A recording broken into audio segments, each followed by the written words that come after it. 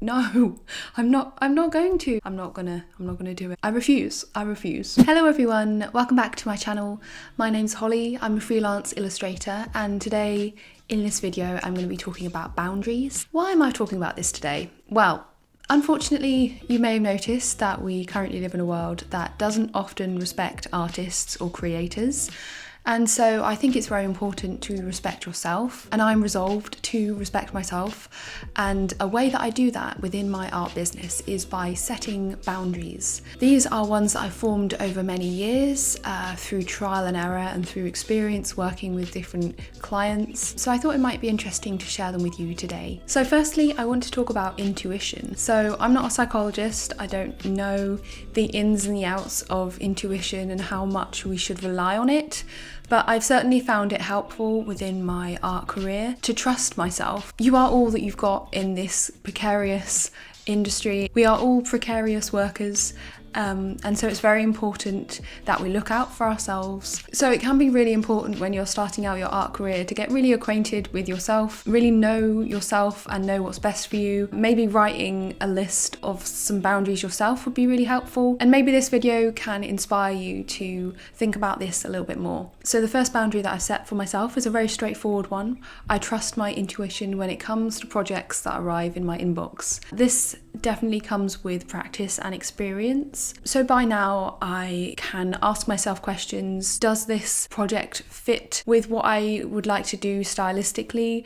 Do I feel like the client understands the kind of work that I do and respects the kind of work that I do? Does it make sense as a step forward in my art career? Is it going to add to my portfolio? Is it going to challenge me? It's really good to ask those questions and to go with your intuition on them because it's always right. One too many times I've taken them on and not trusted my intuition and had a miserable time, got really stressed because I'd taken on too much, etc. So yeah, that's one of the biggest boundaries that I have. Similarly, I will trust my intuition on who I work with as well. You can judge a lot from emails. How organised are they? How serious are they about this project and about working with you? Have they got deadlines? Have they got a schedule? Have they got reference images? Do they know exactly what they want from you? Is this project definitely going ahead, or is this more of a maybe? Are they going to drag this out and then cancel the project at some point? So anyone who emails me who seems unsure, unprofessional, unorganised, definitely does make me reconsider whether it is someone I want to work with. For those of you that know me, one of my boundaries is that I expect to be compensated for any of the illustrations I make and also any of the content that I make, which is why there is a sponsor of today's video, and that sponsor is Skillshare. Skillshare is an online learning community for creatives where millions come together to take the next step in their creative journey. Skillshare offers thousands of inspiring classes for creative and curious people on topics including design, illustration, photography, video, freelancing, and so much more. Most classes are under 60 minutes with short lessons to fit any schedule. What's more, it's curated especially for learning, meaning there are no adverts, and they're always launching new premium classes. The class that I wanted to recommend to you today is another one from faux.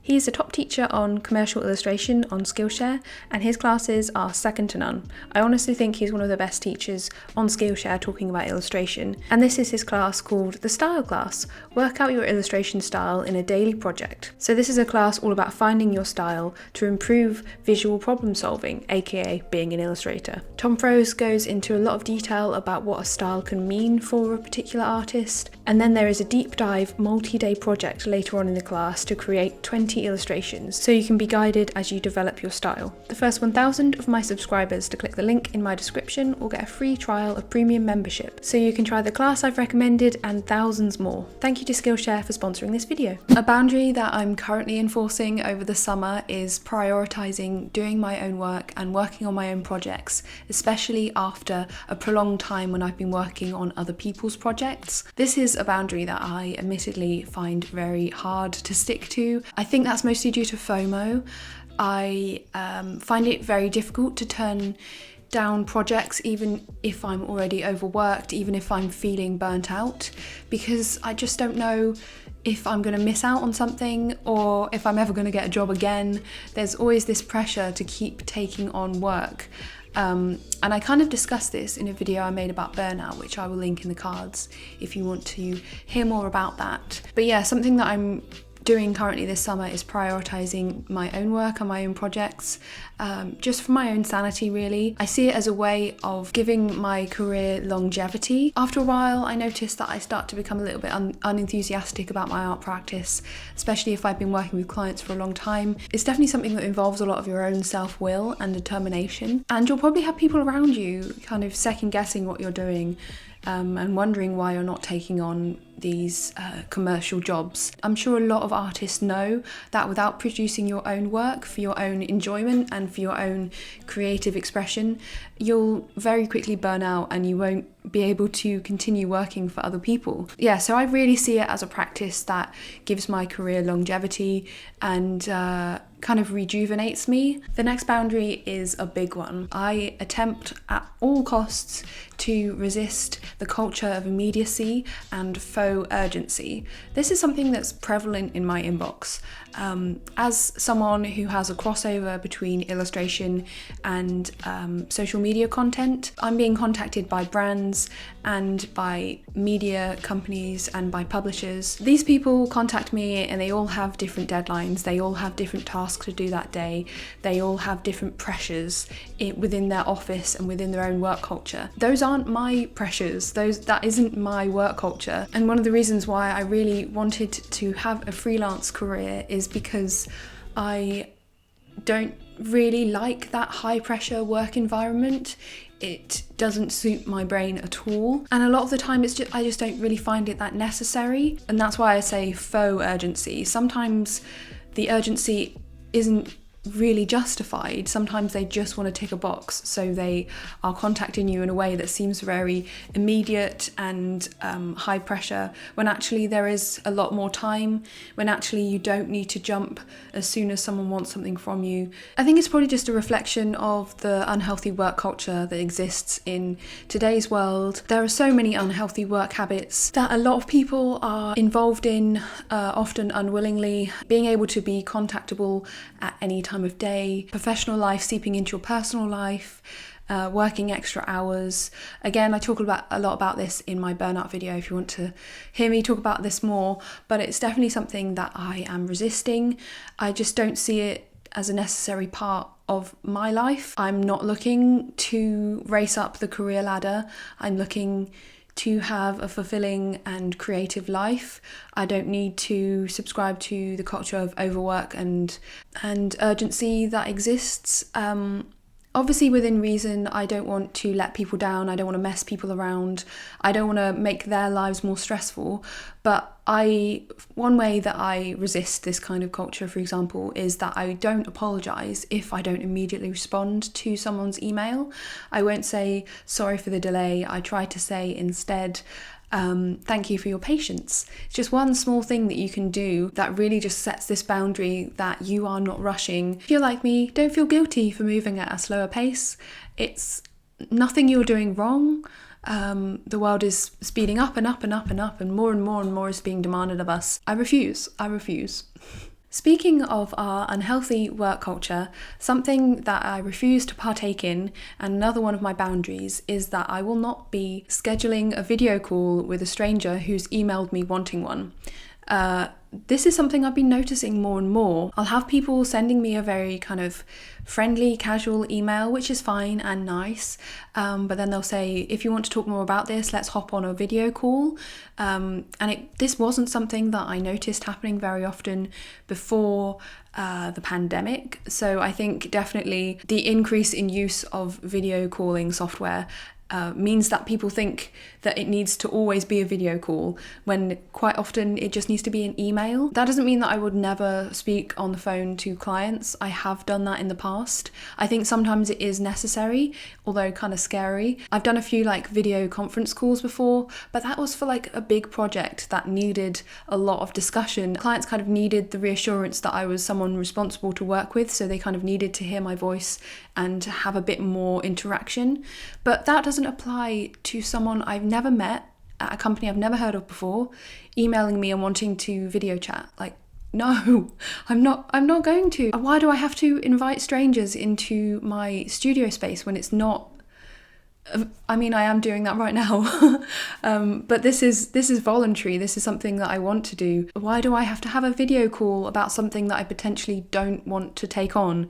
It's a lot harder and a lot more awkward to say no to things once you've had a video call, and I think that must be why video requests and phone call requests are more common now. People are trying to use it as a way of kind of getting a hold of you, and yeah, but it's just too much. If I had scheduled a video call with a stranger, it would be the only thing that I managed to do that day because I'd be so nervous about it. So I know it's just a boundary that I can't cross.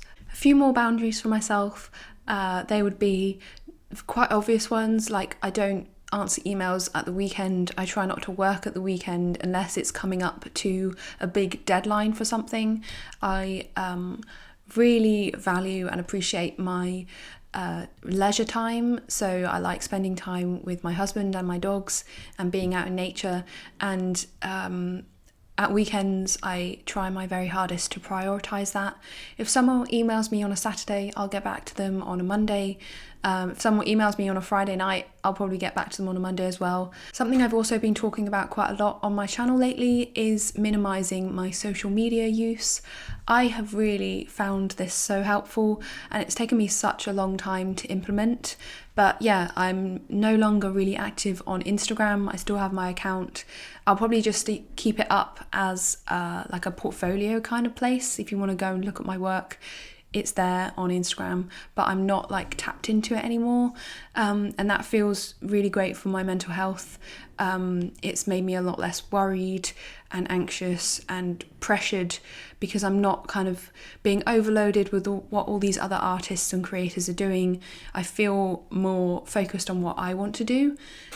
So if you are noticing some of your social media use isn't very healthy, maybe that's a boundary that you can set for yourself. And then the last boundary that I have is that I don't feel guilty for needing to cancel projects that aren't going well. I'm mostly talking about personal projects here rather than client work, because obviously most of the time you've signed contracts that you can't really get out of. Maybe sometimes there'll be clauses that you can get out of projects that really aren't working for you, but I've never had to do that with client work. What I'm mostly talking about is aims and goals that I set myself within my own art practice. An example of that would be the cookbook that I have been working on for maybe like 3 years or something. It's a project I've had on in the background, and I did talk about it a lot on my channel, but I have recently decided that I'm no longer going to be making the cookbook. I use the example of putting down a book that you're not interested in. I don't really know why people feel pressured to finish books that they're not enjoying, because life's too short. You're giving yourself more time to do the things that you genuinely want to do and want to finish.